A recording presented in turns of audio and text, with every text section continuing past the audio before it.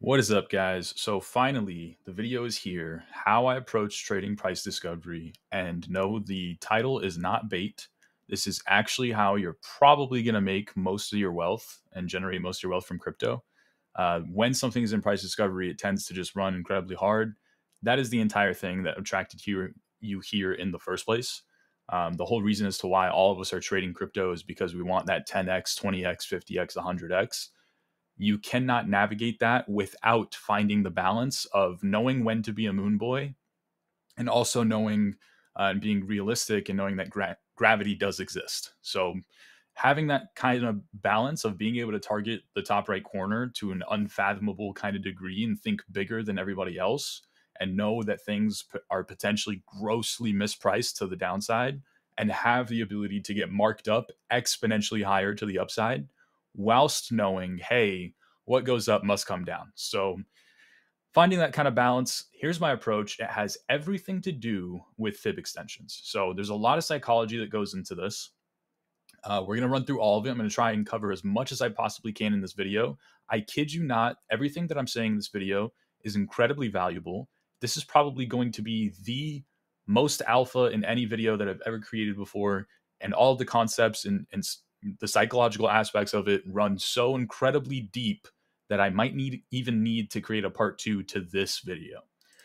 But it has everything to do with fib extensions. So what I mean by that is we look for a relevant high to low. The way that I dictate what high to low to draw is very arbitrary because there is no rhyme or reason as to why I can't use this high or that low, or why I can't use that high to that low. So anywhere and everywhere of where you see a high and a low, you can justify drawing a fib extension. Okay. From that fib extension, you have to be able to tell me, why are you drawing that one as opposed to the other 90 million that you could have drawn? So in this case, I'm going to say the fib extension that I'm drawing is the all-time high on Solana in 2020 and that highest low. And here we are reclaiming, high time frame trends, or maybe even looks like that. We're shifting structure bullishly on the daily. So we're now creating, after having made a lower low, we're making higher highs. That's a higher low now. We're threatening price discovery. We're in price discovery finally. Now what? We're in uncharted territory. Okay, so let's take a step back really quick. Let's remind ourselves that price discovery literally means we are trying to discover what is the fair price for that asset. That then means, therefore, that I don't know the answer. You don't know the answer. SBF doesn't know the answer prior to when he went to prison. Nobody knows the answer of how high can Solana go. What is the fair value for one Solana? No one knows the answer to that. Let's play into that idea. We cannot potentially fathom how high Solana has in terms of like potential. So if I would have told you $1 Solana, when we're trading at $1 Solana for 2 or 3 months straight, if I would have told you, hey, by the way, come back in a year, this is actually a $250 coin, you would tell me, so it's going to go up 250x Mercury? Really, Mercury? Ask anyone that's been here prior to 2017 or throughout 2017, prior to 2020 is what I actually meant. If they would have thought Dogecoin could have gone from 0.2 of a penny to 75 cents, not even discussing the fact that it did that in the span of 4 months. Ask anyone that's been here prior to 2020 if they thought that was going to be the case. Every single person would have told you no, myself included. Okay? That's the irony. We have to have the ability to think logarithmically. We cannot, because at the time, the actuality of what happened is Solana goes from $3, trading around $3, flips, a demand zone into support. I'm sorry, a resistance level into support, breaks out of the consolidation, starts to create higher highs, gets marked up. Suddenly is starting to trade at $12. But wait a minute, 2 weeks, 3 weeks have gone by, and Solana was $3 and now it's $12. And that in itself is a 300% move. I'm not buying Solana at $12. I'm thinking linearly. I'm unable to fathom that that is what just happened, and that Solana can go from $12 to $50 to maybe 200 to maybe 1,000. You're unable to fathom that because you're thinking linearly. You got to have the ability to think logarithmically. Now, granted, it's much easier to do that if you're already riding the wave from the get-go. This is why we respect trends. It's nice. It's actually impossible to not be bullish on the way into price discovery if you're acknowledging the flip of 4-hour 200 MAs here, if you're acknowledging the breakout of a resistance level here, if you're acknowledging the higher high and then higher low structure that was put in at the demand zone here, if you're acknowledging the breakout of this little range for 2 or 3 weeks and that the breakout actually is a breakout and we do threaten price discovery here. So we respect trends. When we respect the trend and it starts to reward us to a greater degree than anything we've seen before, the other 90% of the time that we're trading the market, where the market is not in a bull market, we're not trading in price discovery, when that exact same idea starts to reward us to an even greater degree, we don't shortcut our success. We don't shoot ourselves in the foot and fail to think logarithmically. We become moon boys. Okay. From here, you cannot tell me why Solana is not headed to $1,000. The issue is that the people who are bag holding Solana from $3 into $250 at this top are the reason that they're able to do that is because they're targeting 1,000. They're targeting 2,000. They're targeting 10,000. They're targeting a flip of Bitcoin, and Solana is actually the number one coin in the entire market. That's what they're targeting. So the people who are the moon boys and have the ability to think logarithmically think too big. The people who cannot fathom and are able to avoid this drawdown or maybe even just that one, that's because they weren't making any money from the rally in the first place. Okay? We have to be able to do both. This strategy, everything that I'm telling you right now, is exactly how you find that nice, peaceful balance, and you can A, be rewarded with incredible upside, which is the entire fucking reason as to why you're here in the first place, and B, still know when the music has stopped and it's time to stop dancing. Okay? We target these fib extensions. Now, I'll take a break really quick. I'm going to go to the settings so you can see exactly what fib extensions that I'm using. I use 0.618 along with 0.65, and that gives me this what's called golden pocket Fibonacci zone. That is a resistance level before price discovery, and there's a lot of other ones. There's 0.382, there's 0.786, 0.236, whatever. There's a lot of them. I really only care about the golden pocket. I don't use fibs very frequently unless we're in price discovery. So the fibs that we care about, because we're talking about price discovery, are first the 1.618, the 2.618, the 3.618, the 4.236, 6.85, and 11.09. If you do not know how Fibonacci's work or why Fibonacci exists, that is not my job to teach you. There are several videos and articles of Fibonacci and how it affects us in day-to-day life and just in nature in general, and you can go inform yourself that way. Okay? Regardless, those are the fib extensions that we're using. The way that I use these fib extensions is because I'm a trend trader, I'm inevitably going to be bullish on the way into price discovery. In an ideal case, that means that I have a position and I'm letting that position run and I'm making money on that position, and then that position goes into price discovery. That asset breaks all-time highs.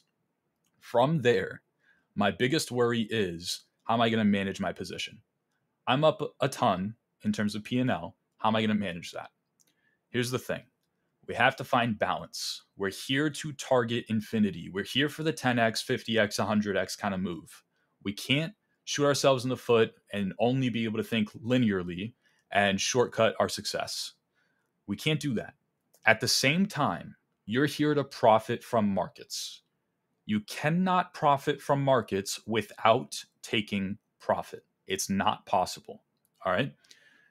So when we're targeting these fib extensions, the 1.618 say, I'm using this as a take profit. This is not a resistance. There is nothing here. This is a magic number that I just made up because I drew a line on a chart. It is totally arbitrary. It means nothing. What oftentimes happens is that we form a resistance around this region, and then that region acts as support and or resistance moving forward. So it's a self-fulfilling kind of prophecy thing. When we're in price discovery, there's nothing to work with. We're in uncharted territory.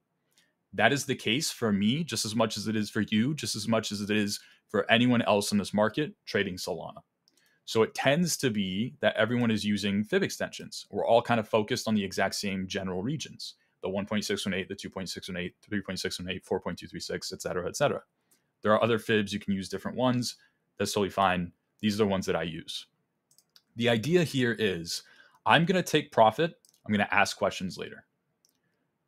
I'm just taking profit for the sake of taking profit. I cannot profit from this market unless I take profit. I'm going to scale out of my position upon testing that 1.618, and then I'll ask questions later. Oh, is there a rejection? Oh, can I buy a pullback? Oh, are we breaking out? Is there a nice little local trend trade I can look to take, maybe on derivatives to add on to that exposure? You can ask those questions later. I take profit. I ask those questions later. 2.618 comes, I take profit, I ask questions later. 3.618, same exact thing. 4.236, same exact thing. We never, look at this, we never break the 4-hour 200 MAs as a high time frame trend per trail.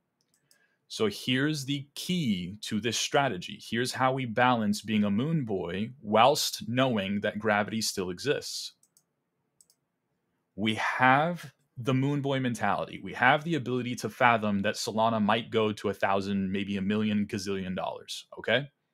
At the same time, we know when the music has stopped.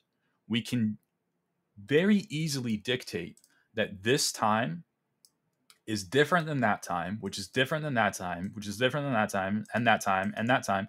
These are all the same because the trend remains uptrending. The trend doesn't break. We never even go below 4-hour 200s. We never broke any kind of daily market structure. Nothing significant has occurred. The only change from here to here is the y-axis. I have a video out there somewhere. It has a lot to do with confidence in trends, and I really highly suggest that you go watch that video. It is a very important concept, and it plays into the way that I assess price discovery and why I'm allowing myself to be a moon boy during this kind of environment. Because my confidence is not shifting at all whatsoever. If you're asking me for my argument at $40 Solana along 4-hour 200 moving averages, I'm going to give you the same exact sounding argument as what I would have given you all the way down here at $2 or $3 Solana. And that argument sounds a little bit like this. The market structure on the daily is bullish. We're uptrending, higher highs, higher lows. We're holding 4-hour 200s. We're also holding any kind of local demand zone that's confluent with that region. So back here, it is $2.40, 4-hour 200s daily market structure. Back here, it's $12.60, 4-hour 200s daily market structure. Over here, it's 4-hour 200s, local demand, $20 daily market structure. Over here, it's $38, 4-hour 200s daily market structure. What changes? We break the 4-hour 200s. We lose the daily market structure. Actually, I said that backwards. We lose the 4-hour 200s. We break the daily market structure. We're forming a lower low now. We then follow up with a lower high. We're shifting that trend bearishly. It's very clear. It's very definitive. We're losing that demand zone now. This time is not the same as all of these times. Even a 4-year-old knows that this time is different than all of those. We're using 4-hour 200s, daily market structure interpretation, and some silly little gray boxes on a chart to portray support and resistance to dictate that. On the way up, we're targeting those fib extensions. Once that trend is now broken, we can no longer justify targeting whatever the next fib extension is. In this case, this Solana trade was so fruitful that you would have actually been forced to find a new fib extension to start drawing off of. So maybe you start to pull from this high to that low and you go from there because we would have cracked that 11.09. And after that 11.09 fib, I don't have anything else for you. So I have to redraw a new fib extension. We run it back turbo from there. Trend breaks. We're then given a very deep pullback, much deeper than anything we've seen on that way up. Granted, over here, I would have told you, okay, we're running it back turbo. So this is the reclaim of trend. This is us shifting the trend back bullish again. We get to run it back. This is the same argument we would have made back here. Send it. Solana probably goes back into price discovery. And guess what? I would have been very, very, very wrong. This is where the next video that I'm going to show you, which is also mine, is how to not get wrecked or whatever it is. I forgot what the title is, but it's the Darth Maul video thumbnail. Go watch that video. I'll leave the link up here. And it discusses the plan A, plan B, plan A part 2, plan C kind of mindset of how we navigate the market when it goes from trend to range, range to trend, and how I consistently adapt to that new environment and to whatever the market is doing at any given time. So using that video, once you've understood and comprehended that and that concept, come back, apply it here today. This would have been consolidation. You would have refrained from getting chopped up. From that consolidation, we break down. We continue trending along 4-hour 200s. 4-hour 200s get reclaimed as a trending region once again. So we do go back into that plan A part 2 kind of mindset where I'm going to tell you, hey, we're running it back turbo. We're breaking out of this consolidation. We're shifting the structure on the daily bullishly once again. We've reclaimed 4-hour 200s. We're back above that resistance level. Notice how it's the same arguments I would have given you here, which would have been the same arguments I would have given you here, which would have been the same arguments here and there. This time it would not have worked, right? We're never reliant on the market. We're reliant on a thought process, a mindset, our own execution, our own abilities. So once we reclaim those 4-hour 200s, I get to, because now there's a more relevant fib draw available to me, I get to run it back on the same exact mindset of which I just did on Solana, the first rally around. Now I get to do the same thing all over again. We're probably going to go to price discovery. Notice I would have told you that here. I would have been wrong. Very wrong, okay? We navigate that. The market, we're not reliant on the market. Something, we say something happens, we don't need it to happen 100% of the time. That's why we manage our risk. I say the same exact thing here, it happens. So the times that I'm being rewarded are exponentially greater and drastically overcompensating for the times that I'm wrong. This is why this is the thing that's going to change your entire life. This is the concept, the philosophy, the approach to navigating this market, ensuring that you're playing into the reason as to why you're here in the first place. The moon boy mentality. We want to catch the 10x, 20x, 50x. TradFi is here to come buy our bags. Let's not underestimate how crazy shit can get. We want to play into that. At the same time, you can't profit unless you take profit. And you have to get rid of your bag eventually in order to actually be rewarded from that bag. You got to know when, the music has stopped. We just run it back. The same exact mentality. We're not reliant on the market. We're just applying a philosophy. We have a very particular kind of approach to this kind of environment, and it rewards us over time. Time being the variable there. Okay. 1.618 gets tapped. Beautiful. 2.618. Beautiful. 3.618. 4.236. Oh, but Mercury, you would have told me from here, we go to 6.85. We never got there. You're bullish at the exact Pico top. Have fun staying poor. You're kind of right. I am bullish at the exact Pico top. I would have been telling you we probably go to 288. I would also be telling you if we break out of 288, I'm going to target 450 by the time that the trend breaks. So local trend breaks somewhere around here. Actually, it would probably, if I had to guess, probably looks more like this. So local trend starts to shift. That's giving you, here's where I shill another one of my important videos and concepts, snowball to snowman kind of mentality, why everything in trading is a snowball, or why price action is a snowball. We shift that local trend. That allows you to mitigate some white space, because if we're breaking down below a local trend, maybe that means that we have the ability to start testing the higher time frame trend. I know that doesn't look like a lot, but that move in itself is a negative 12% move. Negative 12% move yesterday, as of the day that I'm recording this, was the greatest liquidation cascade on all of crypto. So doesn't sound like a lot. That's a negative 12% move. We then go on to break down below 4-hour 200s. And yes, they would have chopped you up, but eventually you would have at least been able to apply the comprehensive ability as a 4-year-old and you would have said, hey, starting to go sideways, huh? From that range, we start to break down. You call the breakdown a breakdown. We never reclaim 4-hour 200s again. From there, we pull back an additional negative 60%. You have now navigated the bull market beautifully and managed to keep your gains. It is very difficult to do both.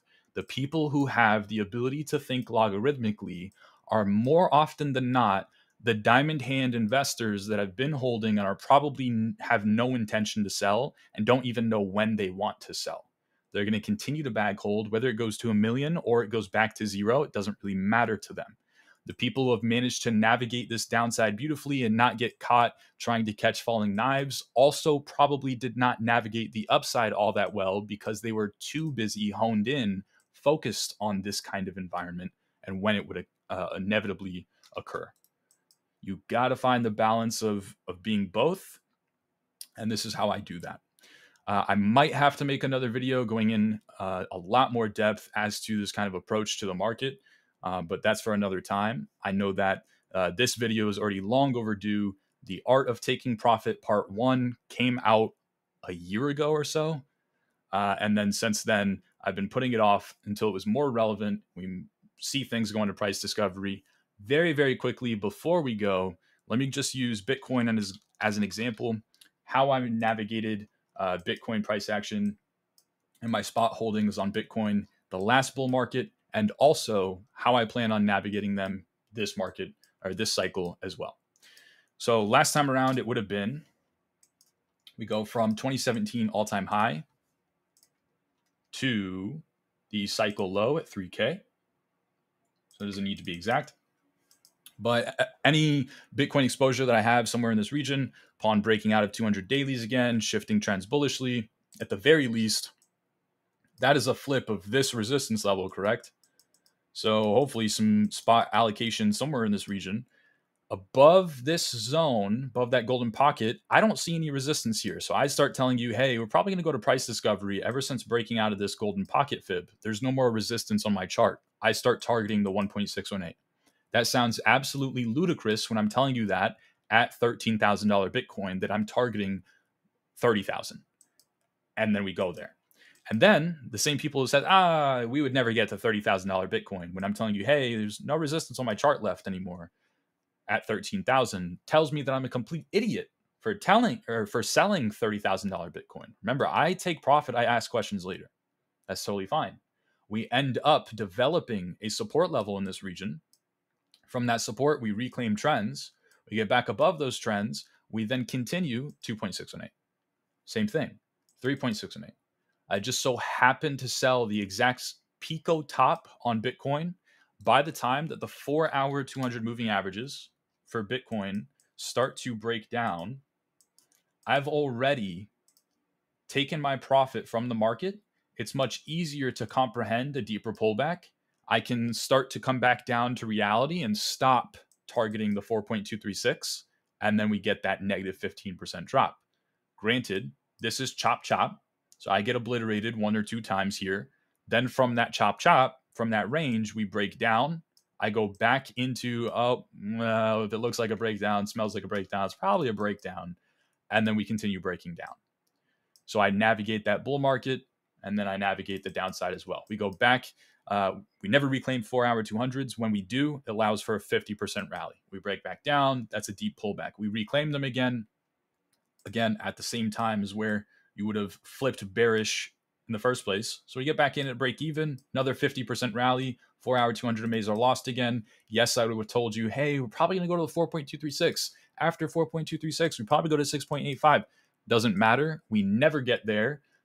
Thank God I'm a trend trader. So the same trend that is breaking here is the same trend that I've been riding since here. I'm making money on the white space in between, the 80% in between, right? We break down. That is a structure break. Lower low in our daily. We lose the 59K demand zone. We lost our dedicated trend per trail of 4-hour 200s. What are my bullish arguments left?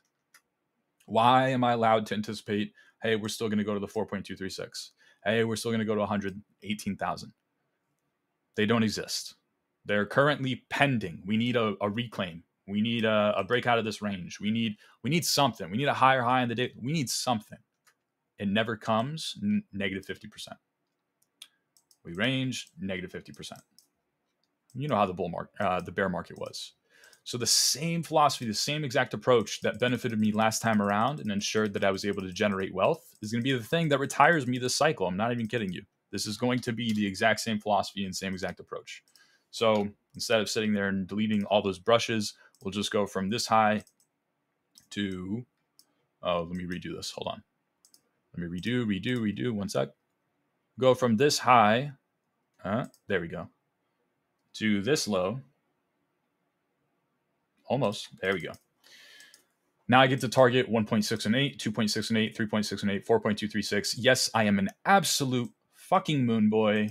You better believe it. I'm going to sit here and tell you that Bitcoin is going to $102,000. Guess what? All that I'm doing when I'm saying this is I'm making the same exact arguments as what I've been making since 45K when I put out that video. I said, hey, if we're breaking out of the range and it looks like a breakout, smells like a breakout, and trades like a breakout, and looks like an uptrend, trades like an uptrend, and smells like an uptrend, it's probably an uptrend. It's probably a breakout. We're probably going to go to the next level. Oh, we broke out of that one too? Cool. We're probably going to go to the next level. Oh, we broke out of that one? I don't have any levels left for you. Fib extensions. Oh, we break down below 4-hour 200 moving averages? Cool. Can't justify this fib extension anymore. Let me know when we reclaim it. Then we could run it back. That is going to be the thing that allows many people to retire. Probably not just myself, but that's going to be a thing that allows me to continue generating and compounding my wealth in this market. And that is going to be the most fruitful kind of philosophy out of anything I could ever give you in any video ever. So I hope you guys enjoy. Much love and take it easy.